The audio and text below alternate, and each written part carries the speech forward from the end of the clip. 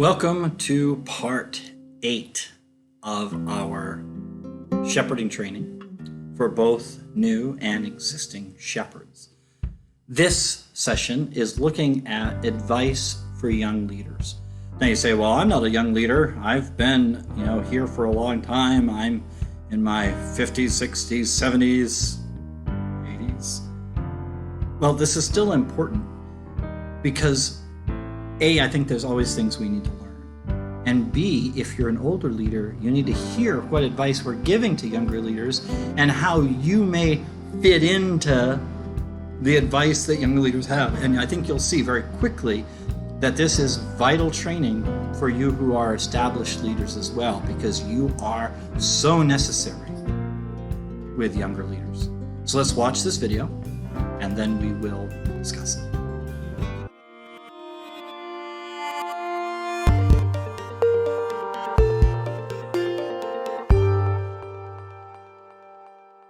Well, the first thing I would say to young leaders is that you should look for a mentor who does not want to tell you how to do it, but who wants, first of all, to hear from you. Look for a leader who asks questions that will allow you and call forth from you some of the things that God is placing in your heart that you may have recognized and not done much with. Or some things that you never have even thought about that God may be doing. Look for that kind of mentor who will draw things out. As a young leader, you cannot grow unless you have a mentor. You cannot fulfill your dreams until you have a mentor. So it is important for each young leader to identify a mentor that is able to support them in their dreams and also has interest in the area of growing you to be what you want. So it's something that you need to pray about. It's something you need to discern. It's something that you need to ask God, well, who can help me walk this journey? Many young leaders, they aspire to be leaders globally. And yet they have no connection locally, no connection regionally. And so, young leaders, if you want to be leaders, start at home. Start really at home. When I mean at home, even to begin with your family, be a leader in your family, be an example in your family, then in your locality, then in your region. And, don't push yourself to be a global leader. The Lord will take you there. If you push yourself, you may get there, but you might fall down. But if the Lord takes you there, you will be a blessing. For some people where this ability to influence is so natural and charismatic and obvious, trying to manage themselves so that there's humility and integrity. I like the Lausanne, humility, integrity, and simplicity in their very being, so that they come down and they see as a servant to the group that they're called to lead. That is a hard journey and requires a lot of accountability and mentoring and resources to help that young person. We try to invite young leaders into a formation process, shaping them holistically. This is not only about helping them to gain skills or competencies, which you can learn through different courses or reading books, but this is so much more than only skills and competencies. We are very much want to focus on character formatting, and we want to build leaders as people of integrity, like authentic leaders. Don't be afraid to fail is something I would say to young leaders. That's the way that mature leaders are formed.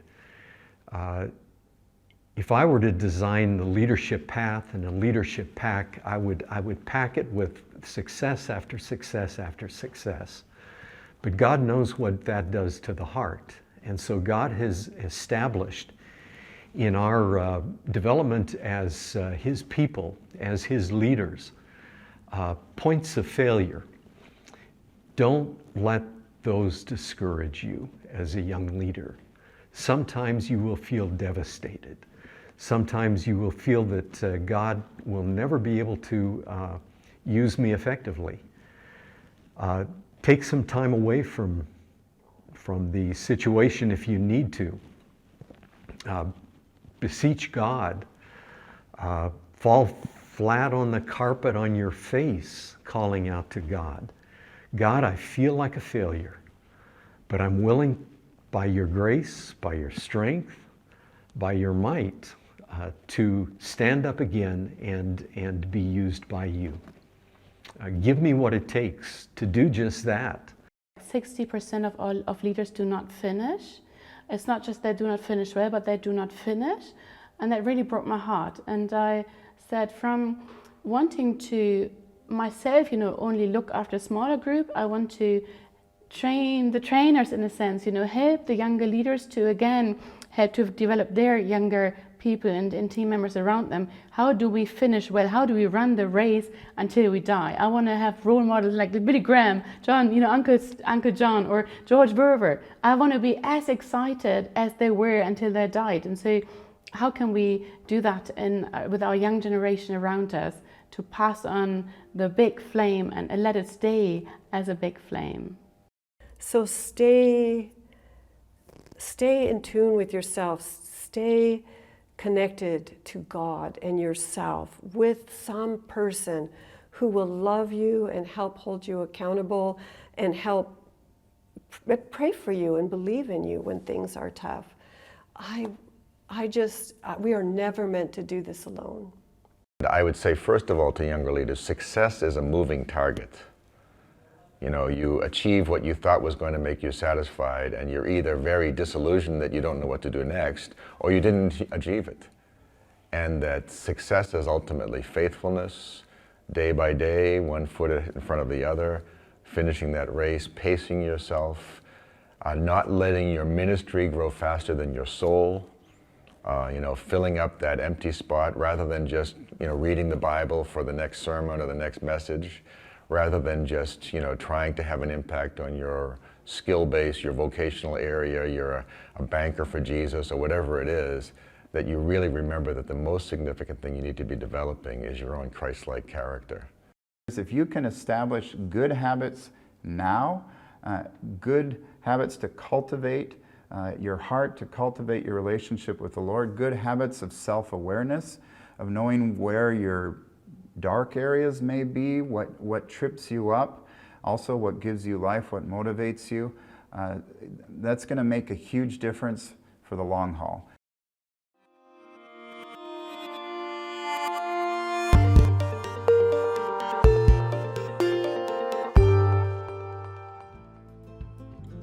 All right, now that we've watched that, let's talk about it a little bit. The first thing they talked about, talking to young leaders, advice to young leaders, was look for a mentor to develop out of you, that you need mentoring. And notice again, it's not just someone who's going to give you things to do.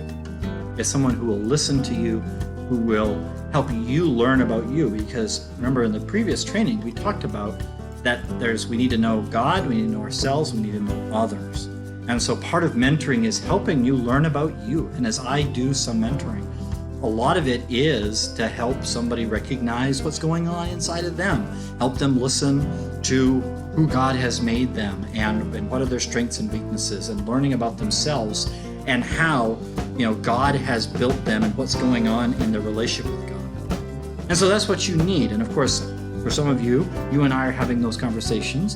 But if you are an existing elder, you need to do that. And you need to spend time with some of our younger leaders and just get to know them so that you can help draw out of them who they are and listen to them and see what God is doing in their lives and then help them to see it. One of the other things I talked about in here was that leaders start, if you are married, not everybody is, but if you are married, with your family. If you have children, then with your children. Or if you don't have children, with your spouse. But even if you're single, not all leaders are married, you usually have some sort of family. It might be some close friends. But how do you lead in the small circles you're in? And again, remember, leadership is not about how do you run the show. It's how do you serve? How do you care for? How do you shepherd those around you? And they talked about in the video humility, integrity, and simplicity. That is really the key of character. Humility, integrity and simplicity. Those who are trying to be important. They say it's nice to be important, but it's important to be nice. Those who are just looking to be important sometimes aren't very nice because you're not humble, and you may not keep it simple because you're not willing to serve yourself. And so they said it was more than skills or competencies. And again, so quickly, as we talked about a few sessions ago, so quickly we devolve down to just our strengths. Well, this is what I'm good at. And of course, God definitely wants to use your strengths, and He has given you gifts to use. But we have to so be careful not to be operating in our own strengths, not to be just doing what comes easy to us, but to be willing to have humility, to have integrity, and just the simplicity of character of this is who I am. Now the big one, and I loved hearing this because it is so much a part of how God has been shepherding me over the last 3 decades, is to don't be afraid to fail. Now, I hate failing. I fear failure. I hate failing. And yet one of the things I talked about is that failure forms maturity. Too much success can lead to pride. But so often, one of the reasons that some people don't want to lead is because they're like, I don't know what I'm doing. I'll tell you, if I just only did what I know what to do, I wouldn't pastor and I wouldn't direct a camp because I definitely don't know what I'm doing a lot of it. And I have had to, over the years, try things that failed spectacularly, and sometimes because I have failed, I have been mocked for the failure because people love to mock failure. And you just gotta roll with it. It's not fun, but you gotta roll with it and say, but you know what? I had to try. Because in trying and failing, sometimes you learn so much more. And failure by itself is not disqualifying. So often, again, we've built up cultures that say any failure, you're out. Boy, if you fail, you're done. But so often a failure makes you so much more of a leader because it humbles you, it wakes you up, and God uses it to draw you to Himself. When I went through times where I was just reduced to human rubble, those have been some of the most formative times as God has shaped me. And a lot of that happened right here over the years as I've served here and as I've had stuff happen that, it was awful. And yet those awful moments have oftentimes been the most consequential. But so often we hold back from jumping in because we're afraid to fail. We're afraid we're going to be embarrassed, we're going to feel inadequate. And yet we all. And we need to not be afraid. And you need to know that getting involved here, it's okay to fail. We've had people. I failed. And we want this to be a place where, not that we hope you fail. No, but we know you may. And we're not talking about, just disappearing off into sin every day, that kind of failure. But the fact that you may not get it right and you're going to mess up. And when you do, we repent and we move on. And it talked about that when you fail, call out to God for grace and strength. Because God is full of grace and mercy. And He gives strength. And so often He leads us, He allows us to go through failure so He can lead us more effectively. A stunning thing they mentioned, I don't know where they got the statistic, but it's in the Mental Health, that 60% of leaders do not finish. They didn't say, they made a point of saying, they're not saying they don't finish well, they don't finish at all. And I've seen that. People that were in ministry who, they don't stay in it. They fail out, or they just leave because it didn't satisfy their ambition, or things didn't go the way they wanted to, or because they fell into failure that they weren't able to learn from and weren't able to submit to and grow from, and so they just left or washed out. And so they said, run to finish well. That's my goal. I've been now here at Beans Corner for 25 years. I don't know what God's future is for me, but should He leave me both on the planet and here, both of which things I hope He does, I want to finish well. Here at Beans Corner, we've been blessed with the example of Cliff and Wilma, who have finished well. And they're not done yet, they haven't passed away, but with their advanced age, mostly they just bless us with their presence now. But here are two people who have never stopped trying to serve. And they, over the years, especially here, had opportunities where they could have seized control and people would have been happy to see them do it, and they didn't. because they knew what God had called them to do, which was to be leaders here without being in charge. And so much of the man I am today has been because of an enormous role in my life and the amount that they have shepherded me and trained me. And my goal is to finish like that, to finish well, to be not always have to be in charge, but always be available to serve, to strengthen, to help, and to teach. They said in the video that success is a moving target, and ultimately success is faithfulness. He said, don't let ministry grow faster than your soul. And that's one thing I hope that as the church has grown here, I hope that I have been able to grow with it and not allowing what has happened here to be about me. And I hope it's not about any of us. And I hope that wherever God takes us next, that it doesn't get beyond any of us as far as we grow personally, as you grow in the Lord. This last year has been such a challenge for many of us. And if you have, you couldn't be here for a while because, we just were online and then it was hard to get back.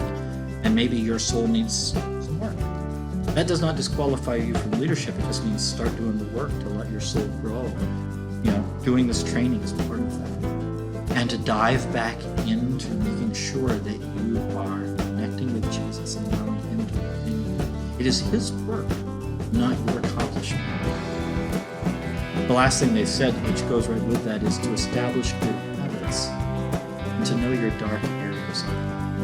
And that's something God has been teaching me, to know what the dark side is in my own life, and know the areas where I'm more likely to stumble and fall into faith, and be aware of it. Not to hide that from myself or pretend it's not there, but to be aware of it so that I can give that over to God more readily, to notice when it's happening, to notice when those tendencies that are less good are coming to the forefront. These are all parts of the things that, if you're a young leader, you need to know, but if you're an older leader and been doing this for a while, you still need to pay attention to it. We do not go beyond the need to continue to learn, to continue to humble ourselves, to continue to grow, and to continue to return to Christ, recenter ourselves, allow our souls to be built up in Him, so that we're leading with humility, integrity, and sacrifice. So I hope that this is instructive for you, encouraging for you, as you consider your leadership as part of the Beams Corner family. And I'll see you in part 9.